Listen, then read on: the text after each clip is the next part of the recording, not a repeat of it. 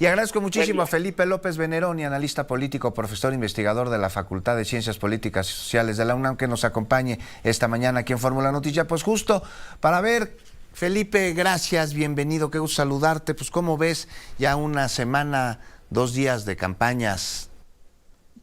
Pues va la cosa interesante. Si me permites hacer una analogía motriz, ahora que estaban hablando del Checo Pérez, creo que estamos viendo que Claudia va en cuarta y en recta, línea recta, administrando pues esta ventaja que tiene todavía palpable en las encuestas, mientras que Xochitl y Álvarez Maínez pues van en primera y segunda de su vida, tratando de alcanzar y en buena medida forzando la máquina, ¿no? Oye, ¿el Movimiento Ciudadano no va un poco en reversa?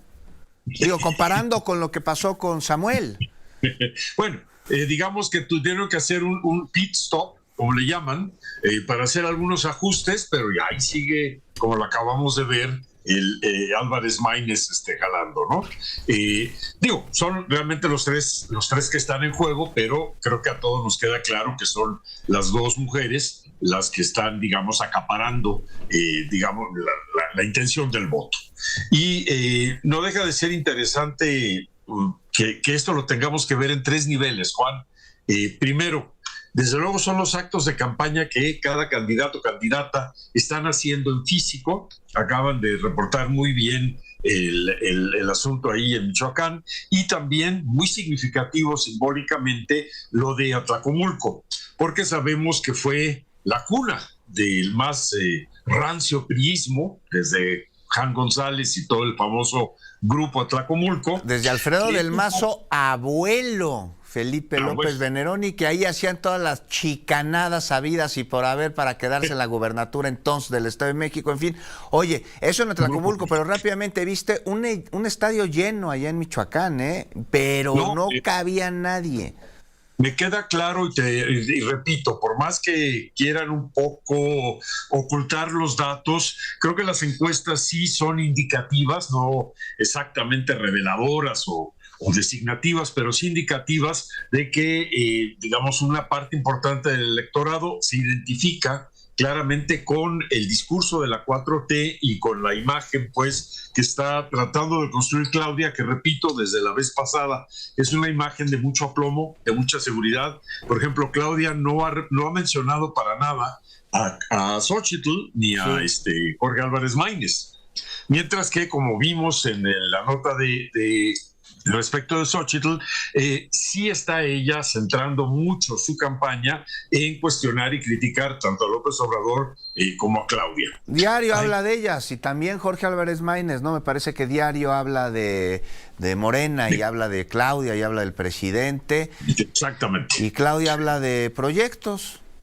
Habla de proyectos y sobre todo habla esta imagen que creó, que tiene un doble sentido, el segundo piso de la cuarta transformación. Me refiero que tiene un doble sentido porque recordemos que Claudia fue la que diseñó y echó a andar el segundo piso del periférico en la Ciudad de México, que por cierto se hizo pensando en que fuera de acceso libre, no vía pagada como la supervía, que eso ya fue de Ebrard y de Mancera, pero bueno, tienen esto, ¿no? Y así como Xochitl fue a Fresnillo, que es un municipio que efectivamente ha sido muy golpeado por la violencia, el desempleo, la migración, pues me pareció muy interesante que ahora Claudia fuera a Tlacomulco, ¿no?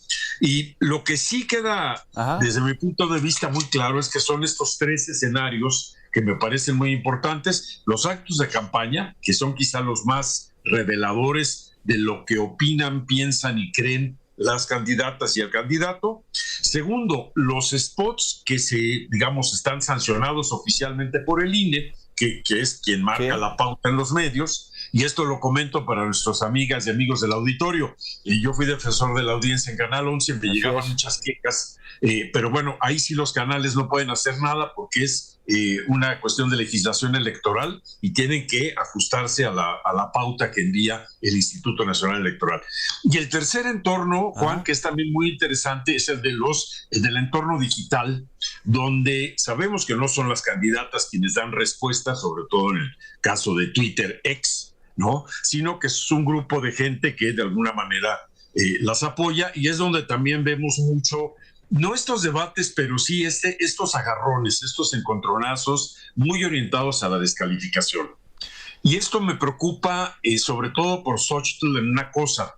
El grupo de comentaristas, analistas que claramente se identifican con ella y que aparecen con frecuencia en ciertos canales de televisión, pues acaban de llamar, quizá por la desesperación, a que se echan a dar una guerra sucia. Go negative, ¿no? Dijo Jorge Castañeda el otro día, un programa en también televisión. Aguilar Camín, que no deja de ser interesante, en otra ocasión lo comentamos, cuál era su opinión en los 80, por ahí encontré un dato interesante gracias a un libro sobre Paco Martínez de la Vega. Pero bueno, regresando a esta idea, sigue siendo el eje central del discurso de Xóchitl la cuestión del miedo.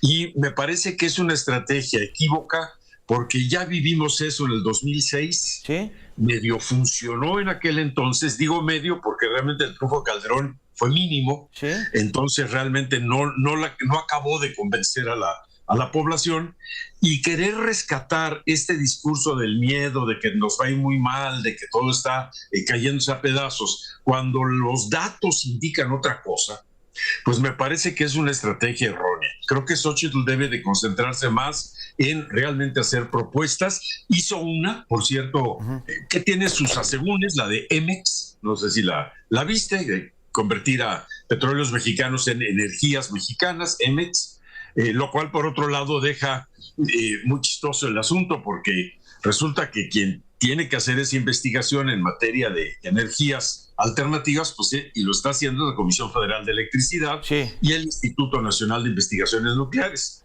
Oye, pero entonces finalmente, perdón Felipe, se nos acaba el tiempo, pero finalmente pues no le va a retribuir mucho, me dices, el estar haciendo un go negative, una campaña agresiva, en lugar de estar presentando propuestas. Tú por lo menos ves una, pero hasta ahí.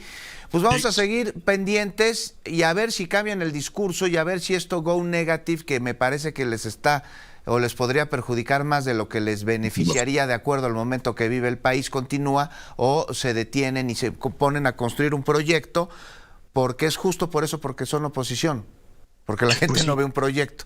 Felipe López Veneroni, te agradezco muchísimo y te mando un abrazo, y nos comunicamos la próxima semana, si quieres. Un saludo, y la próxima semana con muchísimo gusto, Juan. Muchísimas gracias, Felipe.